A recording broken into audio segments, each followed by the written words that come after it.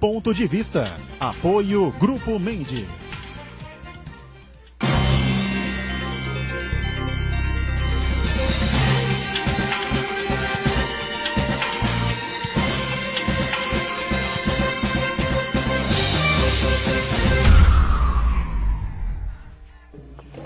Olá, estamos abrindo aqui o nosso Ponto de Vista numa gélida tarde de terça-feira aqui na cidade, na região metropolitana, não é?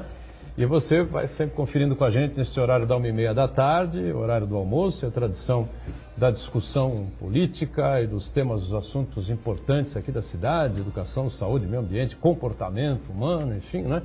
Os temas que fazem a pauta aqui da cidade, da região, e sempre a gente também discutindo com profundidade os assuntos de interesse nacional. Lembrando que a reprise do Ponto de Vista aqui na Santa Cecília TV é neste momento às 1h30 da manhã, né? Momento em que a Santa Cecília transmite os jogos da Unisanta, que estão aí na reta final, terminam na próxima quinta-feira com a festa de encerramento, e aí na sexta-feira a programação volta ao normal e a reprise volta ao horário habitual, né? Às 20 horas, 8 da noite. A Gisela Monteiro, psicóloga, não é? Inclusive doutora em psicologia social, né? Participa mais uma vez, comparece aqui para colaborar com a gente nessa edição do Ponto de Vista. Tudo bem, Gisela? Prazer revê-la. Tudo bem, Edgar? Prazer foi meu. Agradeço o convite mais uma vez. E o nosso delegado poeta Paulo de la Rosa, mais uma vez com a gente aqui, para falar de diversos assuntos envolvendo aí comportamento humano, e também tem, claro, o seu envolvimento com a segurança pública, a área que ele é especialista, né? Tudo bem, delegado? Prazer revê-lo. Edgar, uma boa tarde. Marcos Santana, meu querido amigo, uma boa tarde e uma boa tarde especial a Gisela, que me trouxe gratas lembranças. Quem nos apresentou foi o Dr. Manuel, o Manecão, um privilégio compartilhar a mesa com você e deixar dois recados. Um, para a comunidade de Cubatão, estarei daqui a pouco com vocês no SESI para uma palestra, e um abraço e um agradecimento especial ao povo de São Vicente, porque hoje à noite tomo posse na Academia Vicentina de Letras. Muito obrigado a essa terra maravilhosa que é São Vicente. Muito bem, parabéns a você, meu Paulo. Quer dizer, Academia Santista de Letras e agora Academia Vicentina de Letras, é isso? Duplo imortal. Já duplo imortal. Avenida de mão dupla. Já pode, de olhos vendados. Não vai acontecer nada. Tá certo. Parabéns ao Paulo de la Rosa. Obrigado. E à Academia Vicentina de Letras por levar para lá o nosso delegado poeta. E o Marcos Santana lá na ponta. Tá com frio aí, Santana? Muito frio. Tremendo. Eu acho que o Santana está febril nesta tarde de terça-feira, não está passando muito bem. Talvez a tremedeira atrapalhe um pouco aí os seus comentários e suas avaliações, mas ele vai fazer o possível, tá certo? Para trazer sempre a participação do telespectador aí pelas redes sociais. É isso, Santana? É um sinal que eu não tenho andropausa. Boa tarde, especial. Parabéns, Paulo de la Rosa, obrigado, mais uma vez. O reconhecimento para a qualidade literária que você produz ao longo desses anos. Boa tarde, Gisela. Boa tarde especial a você que nos acompanha ao vivo. Quero convidar você a participar do programa, mandando sua pergunta, crítica, sugestão pelo Facebook. Ponto de Vista com Edgar Butrão ou por e-mail. contato@pontodevista.tv.br. O programa também pode ser acompanhado ao vivo, santaportal.com.br/TV. As edições anteriores estão disponíveis também na internet, nosso canal no YouTube, na nossa página no Facebook. E você que nos acompanha na reprise de madrugada, uma boa madrugada.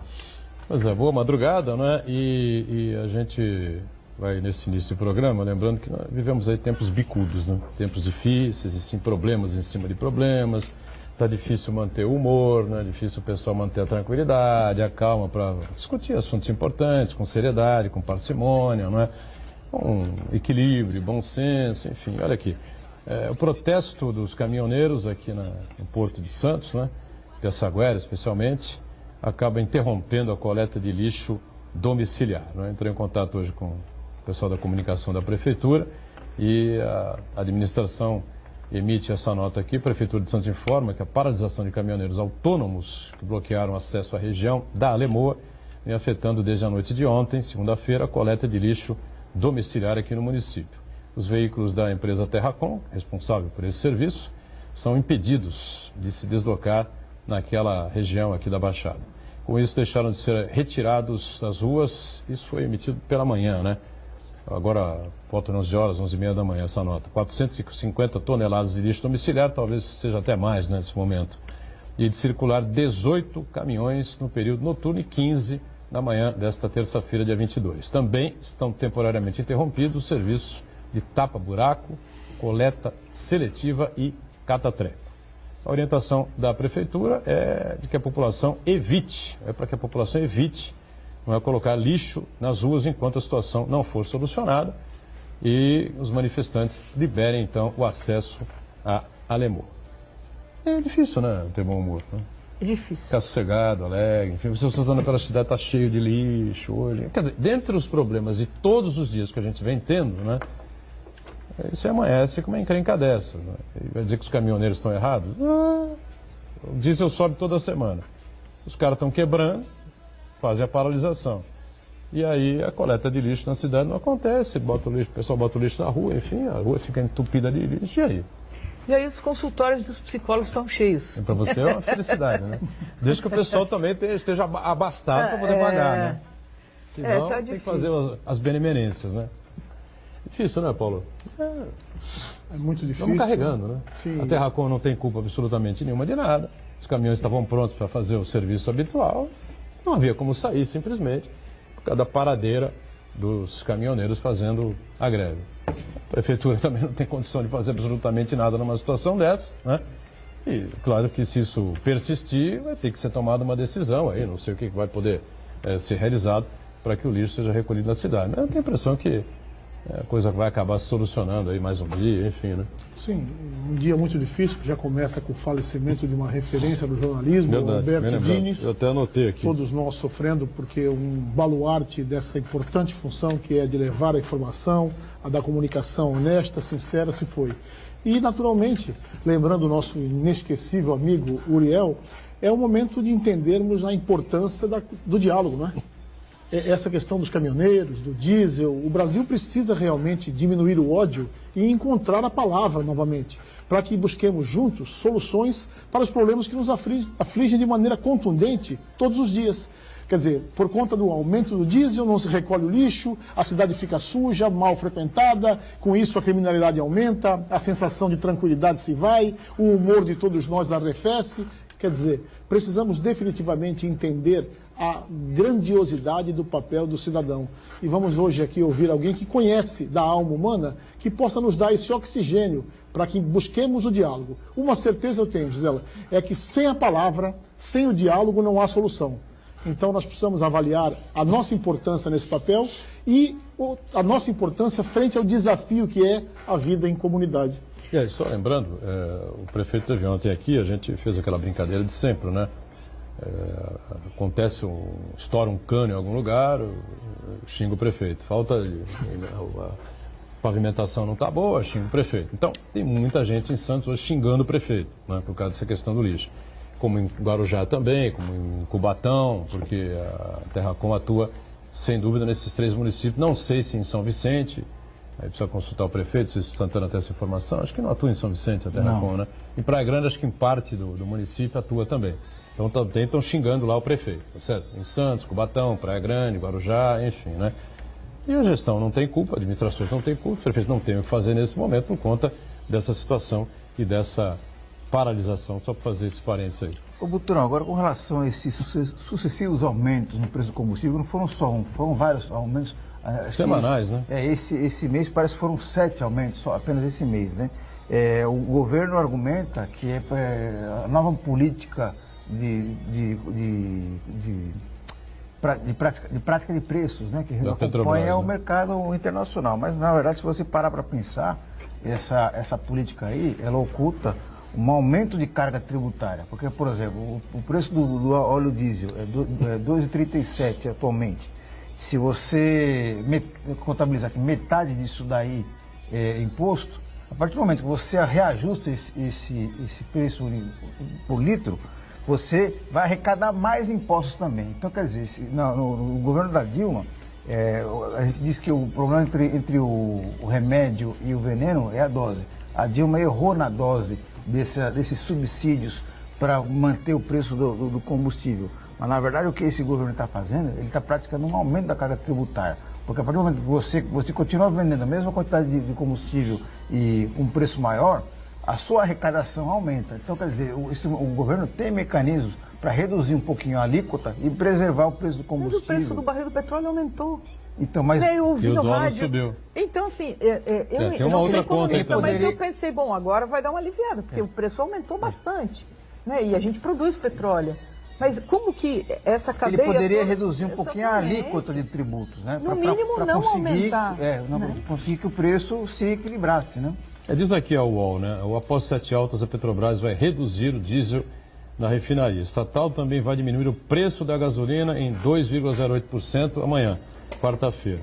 E aí vem aqui, greve de caminhoneiros segue, associação há risco de faltar carne, são temas correlatos, né? Aí vai, Petrobras nega mudar a política de preço. Ué, se a Petrobras nega mudar a política de preço, como é que vai reduzir alguma coisa nas refinarias? Então, uma notícia mata a outra, né?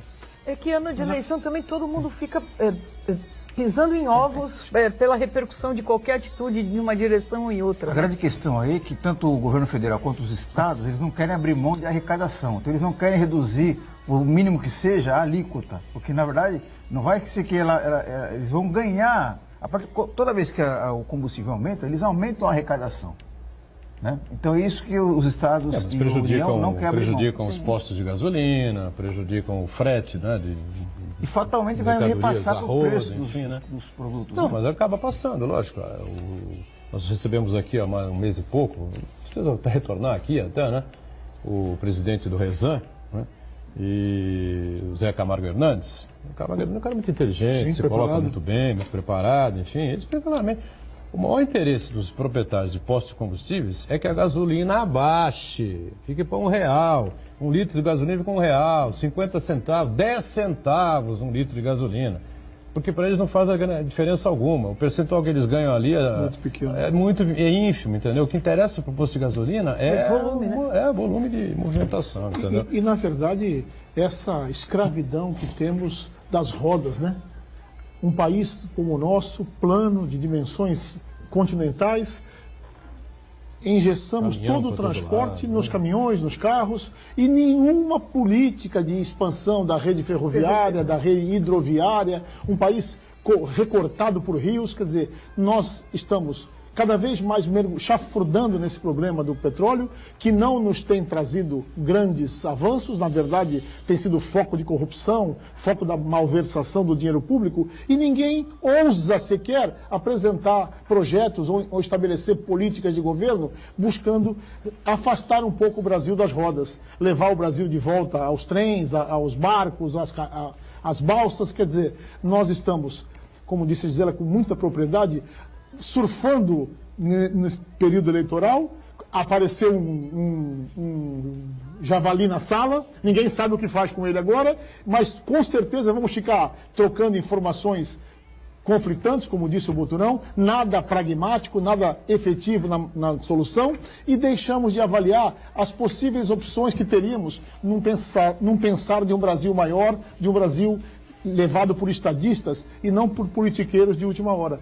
Essa questão do petróleo só vai se agravar, Gisele. Nós vamos estar sempre à mercê disso, porque os interesses do petróleo, ainda que o Brasil cada vez mais se posicione na condição de produtor, estão fora do Brasil. Nós não vamos conseguir ditar políticas por conta da diferença cambial e por conta do preço do petróleo, que é determinado não pela nosso governo, e sim por um pool de países que há décadas mantém esse monopólio e que não tem interesse nenhum que isso mude. Essa coisa, na verdade, vem lá de trás, né? Exatamente. 60 anos para trás, dos tais 50 anos em 5 do Juscelino, É. né? Juscelino meio que abandonou aí as ferrovias, né? Investiu na política de industrialização e fábrica de automóveis, enfim, que é importante, Não há Para ter dúvida. automóvel rodando tinha que ter estrada, né? Então, tome estrada rodando, e as grandes fábricas vieram se instalar no Brasil, no governo dele, e houve aí um volume enorme de empregos, essa coisa toda, que é muito importante, mas esse outro lado acabou não sendo visto. Só que tem o seguinte, faz 60 anos que o Juscelino foi presidente, não é isso? Já dava tempo de ter pensado, né? Dava tempo de ter feito aí uma outra política, de se dividir meio a meio essa situação, enfim, para impedir que isso acontecesse, né? Mas o Jornal da Hora, a gente mostrou ontem aqui a edição do final de semana, né? Só para a gente não perder aqui a pauta. né? A capa foi o Pessoas Tóxicas, né? Eu até brinquei que era o Michel Temer que estava aí, né? Escondidinho nessa máscara aí de mergulho, é isso? Não? Essa máscara de mergulho, Máscara, né? não, máscara de Antigás. Antigás. Lembra de mergulho? Antigás, né? Agora, a Gisela foi entrevistada, né? Falou bastante sobre esse tema aí, né? E o Temer é considerado tóxico, né? Agora usa-se esse termo, né? De vez em quando inventam-se o apoderamento, né? Como é que é, Gisela? Empoderamento. Não é apoderamento, é empoderamento, enfim, das coisas. Vira e mexe, cria-se um termo novo. Agora surgiu isso aqui em relação às pessoas assim que incomodam a gente, ou que a gente não tem um bom convívio, sei lá, né? São vários jeitos, né, de pensar nisso. E essa expressão das pessoas tóxicas é uma expressão mais usada nos Estados Unidos, né? Aqui está chegando mais agora. Dá um pouco de má impressão, né? Não acho legal a gente identificar alguém como uma pessoa tóxica. É meio pesado porque mesmo, né? O tóxico é aquela... A gente está falando do veneno, né? Da dose, do remédio, do veneno. O que eu, na entrevista, até como a gente tem pouco espaço, eu tentei ser bastante sintética. Mas são pessoas que nos prejudicam, nos atrapalham de alguma forma. Portanto, embora a gente tenha algumas pessoas que todo mundo diga que aquela pessoa é muito vampiresca ou é muito destrutiva e tal, as pessoas são nas relações, né? Meu falecido pai usava uma expressão que o fulano é um gangorra. Ele senta, todo mundo levanta. Eu adoro essa expressão. É muito gangorra. Né? Tem pessoas desse tipo que são apenas chatas, né? Cansativas, repetitivas. Mas acho que essas pessoas tóxicas são de diferentes jeitos. Principalmente aquele que entende de tudo. Isso. Esse né? é o... Não tem o cara uma que outra entende de expressão tudo, que envolve um palavrão que eu não vou dizer, mas que... E a gente tem alguns tipos, né? Tem o cara que é o destrutivo, super crítico, ele entende de tudo e ninguém entende de nada, não é só que ele entende de tudo. Então, ele fala, ele critica, ele comenta sobre a samambaia da Amazônia, o preço do petróleo, qualquer assunto ele é capaz de dar uma opinião definitiva, não é qualquer opinião. Crise na Síria. A crise na Síria, o cara sabe de tudo. E aí não tem conversa, né? Eu acho que essa coisa da toxicidade... normalmente é assim, né? Quando não você tem cruza conversa, um cara desse pela frente... Não tem conversa. E a pessoa, o que é pior, eu acho, é que a pessoa não tem noção de que ela tem este jeito danoso, chato, às vezes sádico, né? De se relacionar e ele vira o gangorra, capacidade, né? De desfazer as rodinhas. Ele senta... Tem rodinha ali, 3, 4, 5 ali conversando, tomando um shopping e tal, não sei o que, de repente você olha, um saiu, o outro foi no banheiro, não sei o que, a rodinha tá desfeita. E o cara tá lá e tal, né? E vai procurar outra rodinha. Às vezes é meio até digno de pena, né? Eu gosto de diferenciar o tóxico, né? Essa pessoa que atrapalha, que é confusa ou que é chantagista, né? Tem chantagistas emocionais. De uma pessoa que é intencionalmente ruim, né? Isso é uma outra questão. É outra situação. Aí é uma questão de caráter. Tem muita gente do bem que é tóxica, né? Que te põe pra baixo, que enche a sem noção, né? Sem noção, ela não tem noção de si mesma. E aí as pessoas que estão do lado, porque ela sempre tóxica, ela pode ser para mim e não para ele, né? Por exemplo, pode ser para você e não ser para mim. Sim. Tem pessoas que são naturalmente mais vistas como... A gente está dando alguns exemplos aqui.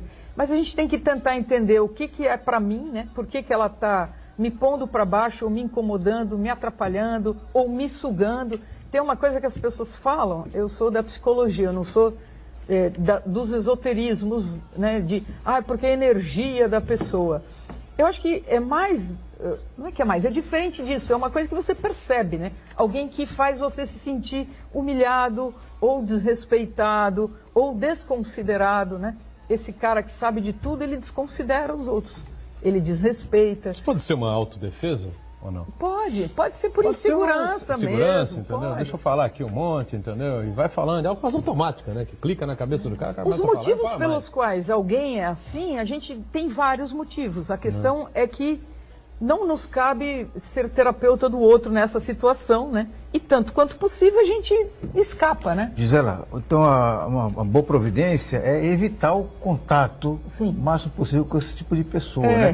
Política de mal, redução de dano, né? Mas em alguns casos isso não é possível. Por exemplo, uma relação de trabalho, a pessoa trabalha com a pessoa o dia inteiro, muitas vezes tem relação de hierarquia, é o seu chefe que é ali é o sádico, né? O que você faz nunca está certo, né? Ou então um colega de classe, quer dizer, o convívio é inevitável. Como é que se administra essa relação, então? Outro dia eu ouvi um rapaz dando um exemplo que eu achei muito interessante, porque assim, ele trabalhava num lugar que ele gostava muito do trabalho, gostava da equipe com quem ele trabalhava, só que o chefe, um dos chefes, era extremamente grosseiro, mal educado, desrespeitoso e tal. E aí ele desenvolveu uma técnica que ele tinha lido em algum lugar, que era ouvir o cara falando, o chefe brigando, ofendendo, sendo duro com ele e tal, como sempre era, porque acho que ele tinha um certo prazer nisso. Bom, não importa. A questão é que o menino ficava olhando para a cara do chefe pensando em outra coisa. Ele desenvolveu e ele dizia que ele gostava de ser astronauta, ele, quando era moleque queria ir para Júpiter, Saturno e tal. Então o chefe ficava falando, ele ficava só olhando e pensando que ele estava no espaço e tal. E aí o cara parava de falar e continuava trabalhando, porque ele gostava do trabalho. Porque se você compra esta bronca, né? Se você entra nessa relação, você fica muito bravo e como você é subalterno no caso, né? O cara é teu chefe, você engole em seco e fica irritado e fica louco da vida e quer devolver. E não era bom, quer dizer, já tinha tentado isso, sofrido com isso há muito tempo. E aí, como não pegava, né? O chefe falava no éter, porque o moleque só ficava assim e não comprava a briga, o cara ia diminuindo um tanto. Mas isso é muitas vezes motivo de demissão, né? As pessoas saem de trabalho. E tem o cara também que quer briga, né? Sim. Não há uma explicação muito clara para isso, muito lógica para isso, né? O assunto nem está muito ligado a ele e tal, mas o cara quer entrar, discutir, debater e brigar, né? Não precisa nem sair vencedor nem perdedor. O perfil do cara é esse. Vamos ver a discórdia. Esse é o clima que a gente vive hoje, a sensação, não sei se vocês têm, que as pessoas saem na rua pra brigar, com o pé para trás para dar um bico em alguém, simbolicamente falando. Né? É uma sensação no trânsito que o cara veio para sua pista e não deu a seta, as pessoas abrem o vidro e falam em impropérios e ofensas, é desproporcional. Os policiais da velha guarda vão lembrar do que estou dizendo. A polícia já foi outra, um pouco mais autoritária, e a gente tinha um mito na polícia, mas muito real. Tem algumas pessoas que saem de casa para tomar uma bolacha de um policial, um pé de ouvido de um policial para voltar para casa feliz da vida. Ele sai para incomodar. Aí um desses toma uma bronca, um tapa na orelha e volta para casa. E, Gisele, você me permite uma pergunta? Esse grau de toxicidade da alma humana, eu acho que está muito ligada à falta de amor. Mas com a sua experiência, esse cidadão ou essa cidadã que é tóxico mesmo, que incomoda, que você está ao lado dele, ele parece que o mundo gira mais devagar, ele, via de regra, pela sua experiência, ele assim se vê ou ele não se enxerga dessa forma de jeito nenhum? A gente vai fazer um intervalo, estouramos aqui o primeiro bloco, na volta a gente volta aqui com esse questionamento importante do Paulo de la Rosa a Gisela. Já, já. Não dá pra...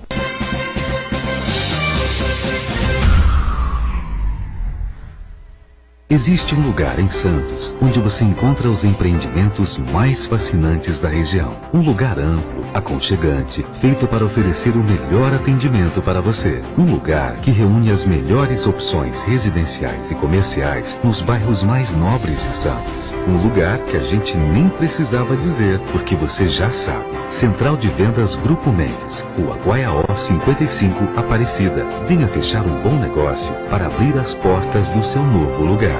Santa Cecília TV no canal 52.1 HD. Se você ainda está com dificuldade de sintonizar a Santa Cecília TV em alta definição pelo sinal digital, você precisa escanear os canais da sua TV através da autoprogramação no seu controle remoto. É bem simples e você sintoniza os nossos programas com qualidade digital de imagem e som sem pagar nada por isso. Santa Cecília TV 52.1. Escaneie e sintonize a maior programação regional da sua TV em alta definição. Poliesportivo Unisanta, cuidando do seu corpo e da sua mente. Natação a partir de 2 anos e meio, capoeira a partir de 3 anos, voleibol, hidroginástica, musculação, basquete, futsal, karatê, judô, handebol e tênis de mesa. Equipamentos modernos, piscina olímpica aquecida e professores especializados. Mensalidades a partir de R$ 48,00. Poliesportivo Unisanta. Informações 3202-7126.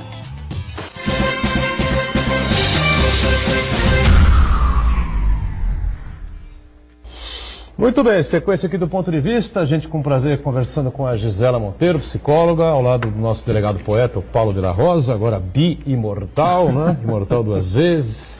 E o Marcos Santana sempre atento aí às redes sociais. O Paulo falava sobre a questão de falta de amor, enfim, e da noção que essas pessoas têm, né, de serem incômodas. Sempre foi minha dúvida, Gisela. Se essa pessoa que traz tanto dissabor só com a presença, tem consciência que é assim? Ou para ele não é capaz de... Não é essa sensação que ele emana?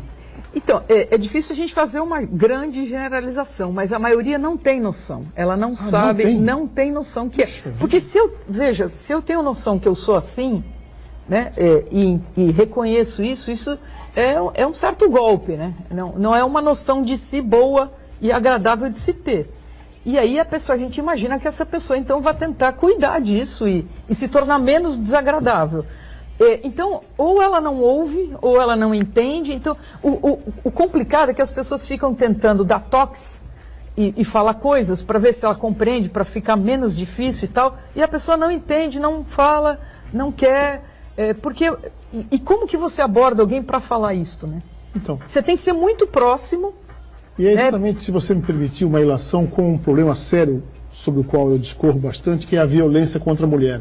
Via de regra, as mulheres que são violentadas na família, pelos companheiros, são violentadas por pessoas tóxicas. Sim. E qual é, na sua opinião, onde a mulher poderia ajudar a esse companheiro dela a reverter um pouco essa conduta? Porque eu sempre dou conselhos na área policial. Eu queria que esse socorro seu nessa área da psicologia, porque eu acho que tem muito mais importante que a atividade do Estado, é a atividade de cada um dos protagonistas. Queria ouvir você sobre isso. Eu precisaria me alongar um pouquinho, porque assim, eu acho que essa questão do homem com a mulher é uma questão histórica, cultural, de gênero, de homem ter o direito sobre a mulher, né? Todas essas questões. Tóxico então, isso. Exatamente. O Caligares, o Contário Caligares, outro dia escreveu na Folha uma coisa muito interessante, que ele estava falando sobre os homens que são assediadores, não o estuprador violento, não este, mas o cara que força um pouco a barra com a mulher para transar com ele. Ele é criado, né, a nossa sociedade cria este cara para ele acreditar que ele é demais, que ele é bacana, que ele é o homem, que ele é o macho e tal. E aí ele vai para cima da mulher, a mulher não quer muito, resiste, ele insiste, transa com ela, e aí a mulher acha uma porcaria. E aí o cara fica assim, como assim, né? Mas eu sou o homem, eu tenho isso aqui, eu sou o máximo e tal. Então, a gente está num momento de transição, né? A gente já vem caminhando com isso há alguns anos, que as mulheres são muito menos submetidas a esses homens. Então, o álcool, principalmente o álcool, né? Ele é o grande gatilho. É a grande forma, né? O mecanismo de tirar alguma censura, algum limite, e aí o cara partir para cima, né? Então, quando eu comecei a falar, tem a ver com uma relação. Para alguém abusar, é preciso que o outro se submeta a este abuso. E aí que a gente entra nessas situações de chantagem emocional, de chantagem econômica, né? Eu te sustento, quem põe dinheiro aqui sou eu que sei tudo, eu que faço tudo, e a mulher se coloca... não estou dizendo que ela se coloca porque é submetida, porque é fraca. Muitas vezes por conta de não ter condições, recursos pessoais, de formação e econômico para não estar, né? Então, eu até falei aqui no jornal, eu queria ressaltar. O que é uma relação saudável? Em vez de a gente falar o que é doente, o que é saudável? O saudável é quando as duas pessoas estão porque querem estar. Porque acham que a relação melhora, traz ganhos, tem troca, né? Troca afetiva, troca sexual, troca amorosa, econômica, de proteção, de estímulo, de ajuda e também, eventualmente, de críticas, né? Claro, o outro, olha, isso aqui não tá bom, aquilo ali tá e tal. Então, essas trocas, elas são importantes. Nesse tipo de relação, não há troca, ou a troca muito pobre, né? Muito pequena ou muito pobre. E aí é importante que quem se sente submetido, prejudicado e aviltado por uma relação desse tipo, que perceba onde, de que forma isso acontece, para tentar se livrar. E às vezes o caminho não é dizendo para o outro, você que é isso, porque é sempre numa relação. Então, se tem o abusador, tem o abusado. Se são duas pessoas em igual condição, né, é para se pensar. Se é uma relação hierárquica mais complicada, né? É bem mais complicado. Bom, nós temos aqui, eu separei aqui alguns tópicos, né, aqueles que você relacionou aí na matéria do Jornal da Hora, por exemplo, as figuras aqui, ou as características, ou os perfis, né, as personalidades, tipo de personalidades, não sei. Tem as pessoas invejosas, né? A pessoa é invejosa porque é invejosa? Ou ela desenvolve isso ao longo da vida, ou a maneira como ela é educada, ou enfim, como é que é? Então, a inveja, no sentido que a gente acha mais, dentro da psicanálise, a inveja é uma das defesas mais originais, mais primitivas, e ela é destrutiva. Não é a inveja inspiradora, isso é inspiração. Ele é poeta, escreve bem, você é jornalista, o Marco é jornalista, eu gostaria de ser jornalista como vocês, me espelho na capacidade de vocês. Não isso, a inveja ela é destrutiva. O melhor exemplo é aquela história da pessoa que pensa, tudo que eu tiver, eu quero que o outro tenha em dobro, né? E aí eu penso que eu quero ficar cega de um olho. E falo, eu desejo isso para o meu vizinho, por exemplo, né? Eu fico cego de um e você fica cego dos dois, né? Então a inveja tem essa característica que é de minar o outro, de destruir, de atrapalhar, né? E aí quando você percebe isso, também não é ainda uma questão de caráter, é uma questão de uma incapacidade. Veja, porque se eu me inspiro em você, você tem, eu também quero ter. Todos queremos ter. Todos crescemos, né? Na inveja eu não tenho, também você não pode ter. Eu não quero que você tenha. E esse Se você tiver, me incomoda. Me incomoda e eu, além de me incomodar, eu tenho que te destruir, eu tenho que te prejudicar. A inveja seria um atestado do próprio fracasso, seria mais ou menos isso? Sim, se eu tenho um atestado do meu fracasso e eu tento então suplantá-lo, legal, bacana, eu vou para frente. Mas na inveja não há muito essa percepção. E são coisas muito difíceis de tratar. Já sentiu isso aí no seu dia a dia, meu caro? Muito, e acho que aqui, nesse particular, a educação pode ser um antídoto importante, Gisela. Porque é imperioso que os pais e mães ensinem aos filhos o prazer de comemorar o sucesso alheio. Eu acho que essa é um grande antídoto contra a inveja, porque nós esquecemos disso. É importante, sim, que eu galgue os espaços que me são merecidos ou que eu tiver a oportunidade de alcançar, mas eu preciso desde a tenridade ter isso em mente, que eu preciso dominar essa técnica que é sim ética, que é sim quase poética, mas ela é muito inteligente de eu comemorar o sucesso alheio, porque isso estabelece esse limite da inveja e da admiração inspiradora. Agora, se a criança, que eu concordo com você, não nasce com esse dom de entender o sucesso alheio, passa por um processo familiar de explicarmos desde sempre a importância de valorizar o sucesso alheio. Nós latinos, exatamente, né? Nós latinos acabamos, até nas nossas casas, um irmãozinho é melhor numa coisa, o outro é melhor na outra, a mãe acaba tentando diminuir a qualidade desse aqui para o outro não ficar chateado. Então nós não treinamos muito respeito ao sucesso alheio.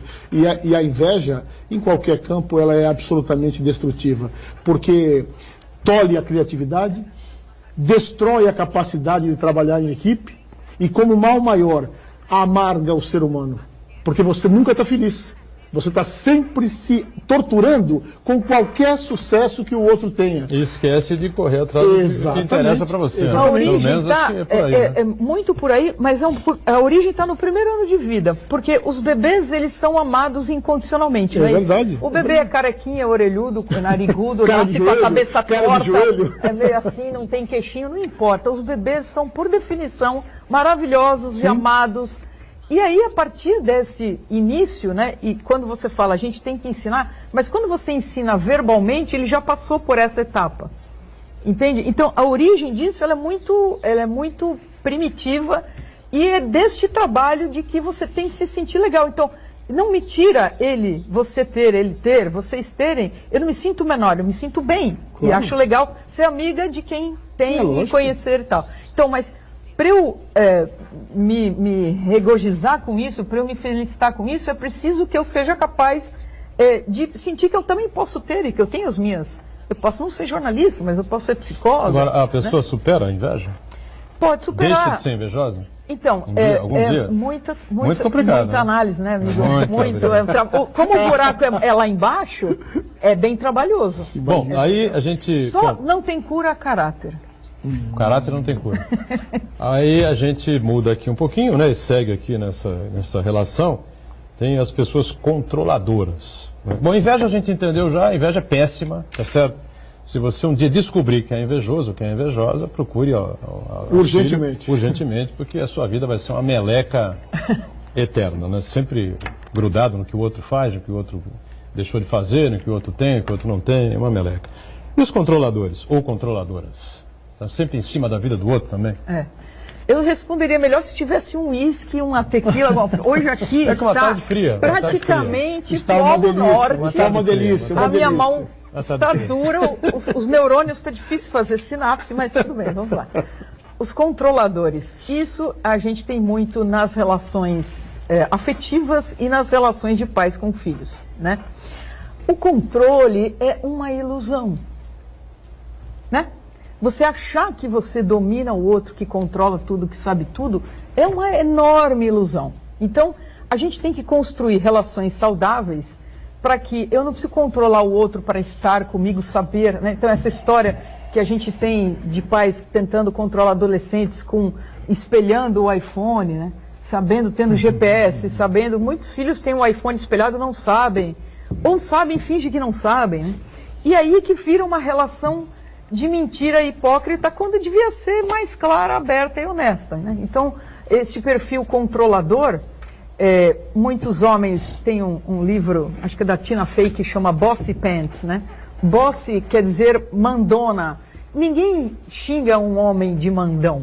Raramente você fala, esse cara é muito mandão. As mulheres são mandonas. Então, os homens falam que ela é uma mulher mandona, porque ela quer generá-la, controladora e tal. Às vezes porque se ela não fala, o outro não faz, né? Então ela precisa falar. E às vezes porque ela quer ter o domínio sobre tudo. E aí vira uma pessoa chata, cansativa, repetitiva, né? Porque ela fica em cima. E é uma ilusão, né? Você achar que o outro faz e que você domina e que você... Porque para eu controlar significa eu pressupor que eu sei como tem que ser feito, como deve ser feito. Então é um desgaste enorme para quem tenta controlar. É uma chatice para quem se vê controlado e é uma situação de não crescimento, de não desenvolvimento. Mas o cara também tem a mesma característica dos outros tipos. Controlador, não é que ele acordou um dia e falou, vou controlar a vida das pessoas que estão ao meu redor. É uma característica... Bem lembrado. Isso é muito insidioso, muito sutil. Às vezes isso vai se construindo ao longo do tempo. Ele não se sente assim? Não. Ele é normal. Então, mas se eu tentar controlar alguém que não quer ou não gosta de ser controlado, essa pessoa não vai se deixar ser. Mas aí vai acontecer o quê? Uma frustração, uma discórdia, Então, não, por isso que eu digo que é da relação. Para você dizer, a minha mulher me controla e tal, porque você se deixa ser controlado. Tem homem que não gosta de ser, ou a mulher não gosta de ser e não se deixa, né? Então tem que ter a tampa e a panela nesta situação. E você mostrar para o outro, falar, olha, o que você está tentando fazer, eu não quero, eu não gosto, eu não preciso, eu não me sinto confortável, é um jeito da outra enxergar e falar, olha, então é mesmo, né? Quem sabe eu estou sendo exagerada, né? E é uma ilusão a gente achar que controla o outro, né?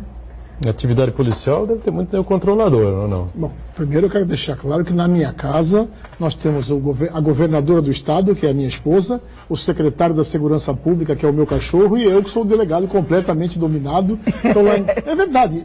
E eu descobri a felicidade porque eu gosto disso. A minha mulher é uma mulher controladora, mas isso não afeta em nada a nossa relação. Me faz bem.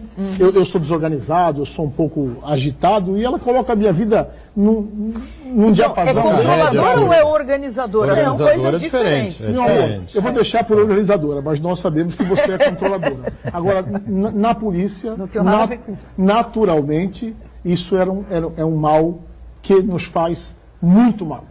Por quê? Mais uma vez, porque inibe a criatividade, rouba a paz do ambiente de trabalho, porque aquele que está controlando tudo nunca está tranquilo, porque está sempre agitado, querendo olhar tudo, todo mundo a todo tempo. E aquele que está sendo vigiado nunca está confortável para dar uma opinião, uma sugestão, apresentar uma outra ideia. Eu não acho que seja tão deletério para o ser humano quanto a inveja, mas para o trabalho em equipe, esse tipo de conduta é desastroso.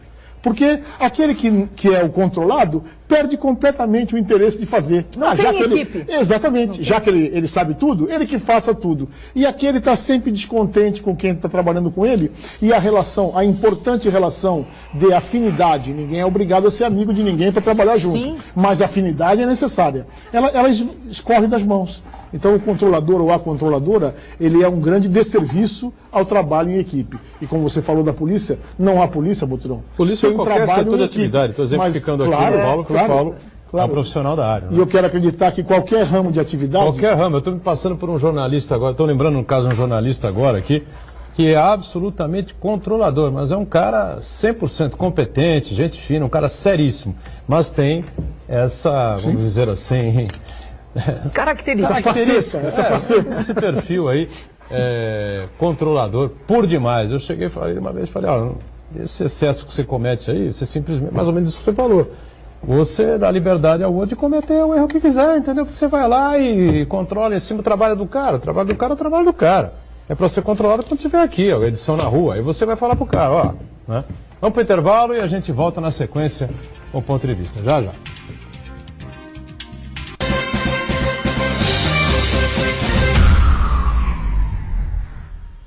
Existe um lugar em Santos onde você encontra os empreendimentos mais fascinantes da região. Um lugar amplo, aconchegante, feito para oferecer o melhor atendimento para você. Um lugar que reúne as melhores opções residenciais e comerciais nos bairros mais nobres de Santos. Um lugar que a gente nem precisava dizer, porque você já sabe. Central de Vendas Grupo Mendes, Rua Guaiaó 55, Aparecida. Venha fechar um bom negócio para abrir as portas do seu novo lugar. Olá pessoal, a partir de agora eu faço parte da família Santa Cecília. A partir do dia 26 de maio, sábado ao 12:30, encontro marcado com Andreoli Liberato, um programa super legal, entretenimento, música, muita coisa para sua família. Encontro marcado, hein? Dia 26, sábado ao 12:30, Andreoli Liberato. Eu espero você. Sábado, 12:30, estreia o programa Andreoli Liberado na Santa Cecília TV. 35º Jogos da Unisanta. Acompanhe até 24 de maio tudo o que acontece no maior evento esportivo universitário do estado de São Paulo. Todos os dias durante toda a programação. Resultados no Espaço Unisanta, no Caderno Regional e ainda no santabotal.com.br. Jogos da Unisanta. É emoção do começo ao fim. Realização Universidade Santa Cecília. Apoio Serralheria Marquesan, tradição desde 1981. Promoção Sistema Santa Cecília de Comunicação.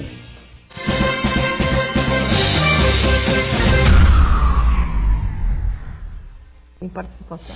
Muito bem, sequência aqui do ponto de vista, tem uma participação aí, Marcos Santana? Isso, 2 participações. Primeiro, o Uriel Vilas Boas, ele sugere estimular programas de relacionamento humano nos prédios, nas escolas, nas universidades, nos locais de trabalho, abordando inclusive o ódio e a inveja. É uma boa teoria. E o Carlos Alberto de Souza, da Vila Belmiro, ele diz que pessoas tóxicas são vários intelectuais que só discutem a miséria, mas nunca propõem soluções. Não é bem por aí, né? Eu acho que discutir a miséria, a pobreza e o distanciamento, o incrível abismo social que existe no Brasil é sempre importante. O problema de alguns intelectuais é que eles proponham resultados que passem pela cabeça deles, né? E que, assim, tem que ser feito isso, é preciso fazer aquilo. Viaja na maionese. Senta lá e faz, meu amigo. Esse é o problema, entendeu? Porque, na verdade, é o seguinte, a gente critica. Tem muito governante ruim, incompetente e tal.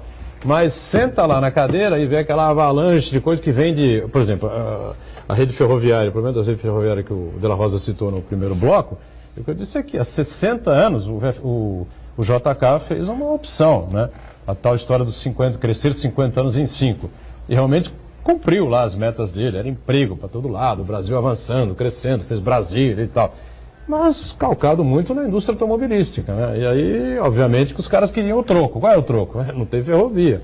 Nós vamos mandar. Fechou com isso, nós tivemos 60 anos para desfazer, não desfizemos, né? Ou fazer algo que tivesse um outro lado, né? Mas vamos dar a sequência aqui, Gisela, tem alguns outros termos. Tem as vítimas, né? As pessoas que são vítimas mesmo ou se sentem vítimas? Então, a maioria se sente vítima, né? E não aí, é exatamente uma vítima. E aí os consultórios estão cheios das vítimas, né? Porque a culpa nunca é delas, ela fez de tudo, ela tentou tudo, é uma perseguição coletiva, social, familiar. E é o que a gente sempre costuma dizer, né? O seu chefe é assim, então a gente fala, as pessoas não colaboram, meu chefe não colabora, meu pai não colabora, minha mãe...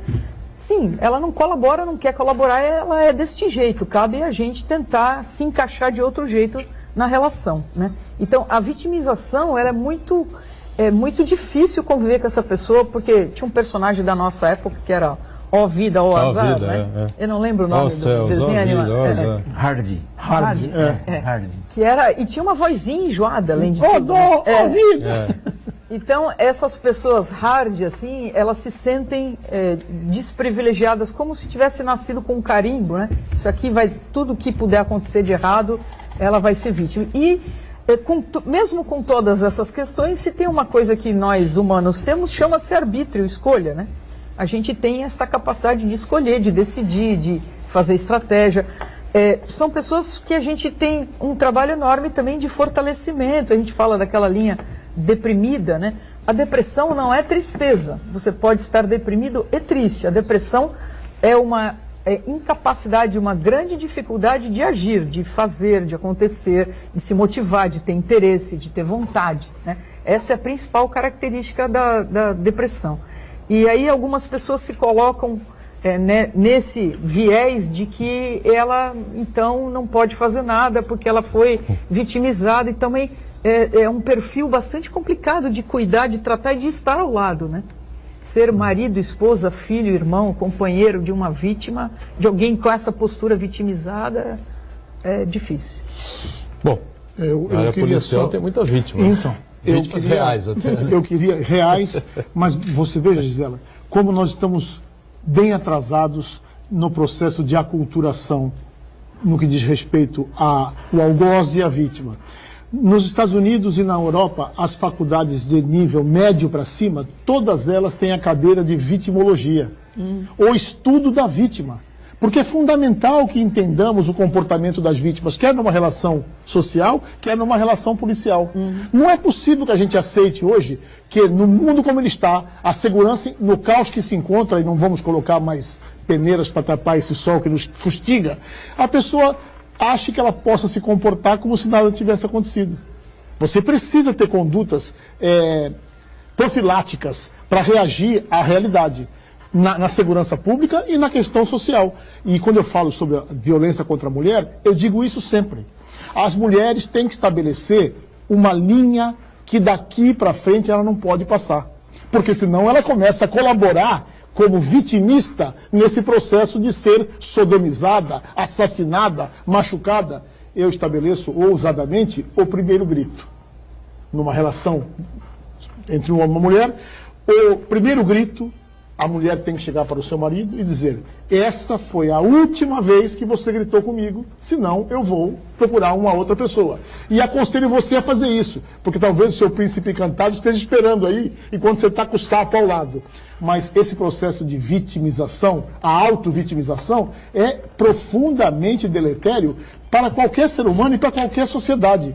Nós estamos passando isso na segurança pública. Nós somos vítimas de fato dos criminosos e vítimas desse acovardamento que estamos tendo com relação a essa questão.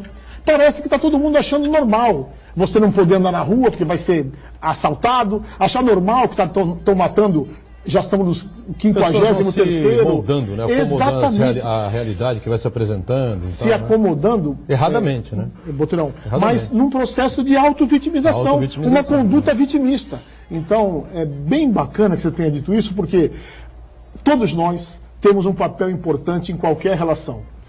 É claro que as pessoas que se comportam melhor, na minha opinião, têm um papel ainda mais importante, porque elas têm que fazer valer a sua opinião, fazer valer o espaço, estabelecer limites, que é uma coisa que nós estamos encontrando muita dificuldade. E eu falo muito das mulheres porque, infelizmente, e você sabe bem disso, as mulheres ainda são muito vitimizadas nesse país, sob toda a ordem, desde salarialmente até fisicamente. Então, a mulher não pode aceitar esse papel da vítima, não por opção. Ela tem que fazer valer a vontade.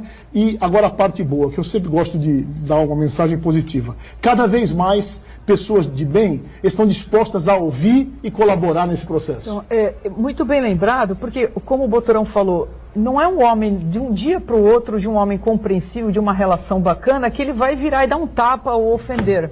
Isto vem aos poucos. Então, eu sempre pergunto e converso no consultório, nas aulas, nas situações que eu posso falar sobre isso. Qual é o seu limite? E eu acho que há dois, claramente, que tem que ser colocados. Um é da ofensa, né? Então, humilhar, ofender, xingar, não pode. Exatamente. Não pode. Você pode discordar frontalmente de qualquer posição, isso em qualquer campo. Humilhar, ofender e xingar não pode. E bater muito menos, agressão física muito menos. Então, um dia chamou de boba, outro dia de burra, outro dia você é uma idiota, outro dia... Então, a mulher tem... E o que, se você não se sente... discussão, às vezes, mais acalorada, às vezes escapa, né? Uma coisa ou outra, assim, pode acontecer. Mas uma coisa assim... Sim, mas eventual. Mas se isso vai aumentando de intensidade e de frequência... Não pode virar frequência, né? Procure ajuda. Temos Delegacia da Mulher, tem Lei Maria da Penha, Exatamente tem as universidades que atendem, tem os postos de saúde da prefeitura, temos... Procure ajuda se você acha que não consegue colocar um basta ou estabelecer esse limite. Mas você tem que pensar qual é ele. Eu acho que é na ofensa, que a gente está falando das relações sociais. Não cabe a gente discutir com alguém que é a favor do armamento, por exemplo, e eu xingar a pessoa. Eu vou discutir por que eu discordo disso. Exatamente. Mas eu xingá-lo impede a conversa, né? E aí... Tem vários itens aqui, não sei se a gente vai conseguir abordar todos, mas eu acho que no momento que a gente vive no país, seria importante falar um pouquinho dos preconceituosos, né? Aqueles caras que, por exemplo, o ex-presidente Lula está preso, né? As redes sociais, assim, uma grande parte das redes sociais calaram-se. Pronto, acabou, né? O sapo barbudo foi preso, o pobretão lá que veio lá do meio do nada, lá do Garanhuns, né? E que virou torneiro mecânico, depois líder sindical, presidente do sindicato e tal, fundou o PT, aquela coisa toda, teve uma ascensão fantástica, chegou a presidente da República, Obama bateu no ombro dele e disse, esse é o cara, e aí para mim foi uma grande tragédia, porque ele desconfiava que era uma divindade. Quando Obama disse, esse é o cara, ele teve certeza absoluta que ele era Deus. Então o Lula errou, na minha opinião, profundamente. Agora, tem os preconceituosos, né? Os caras que falam, como é que pode esse retirante, esse ignorante e tal, né? Pô, eu tenho curso, sou isso, sou aquilo, fiz isso, fiz aquilo, estou aqui no duro, no dia a dia e tal, não sei o quê. Então, em todos os setores, eu estou dando um exemplo que é uma coisa assim, né? Para quem tem um pouco de bom senso, para quem é observador, procura ser um observador da vida das pessoas, né? Você acaba concluindo isso. Muita gente se pegou, né, no fiapo, né, da roubalheira do PT e dos partidos aliados para crucificar o Lula por puro preconceito, né? Porque já tivemos ladrões, meu Deus do céu, Maluf, Quércia, Sarney, e, olha, por aí vai, entendeu? Isso aí, Gisela. Então, eu acho isso... Preconceito é uma coisa muito grave, né? É muito grave, é muito arraigada. Se você tem noção que tem... Tente fazer o controle disso, porque o que a gente vê na discussão são pessoas dos dois extremos chamando o outro extremo de idiota. E aí não tem conversa, né? Então, Quem acha que o Lula é idiota, o Bolsonaro é idiota, não sei quem é idiota. Então não tem conversa. A gente tem que argumentar e tentar entender o que levou o Lula a ser preso, né? Toda a biografia dele, toda a história dele, e concordar ou não.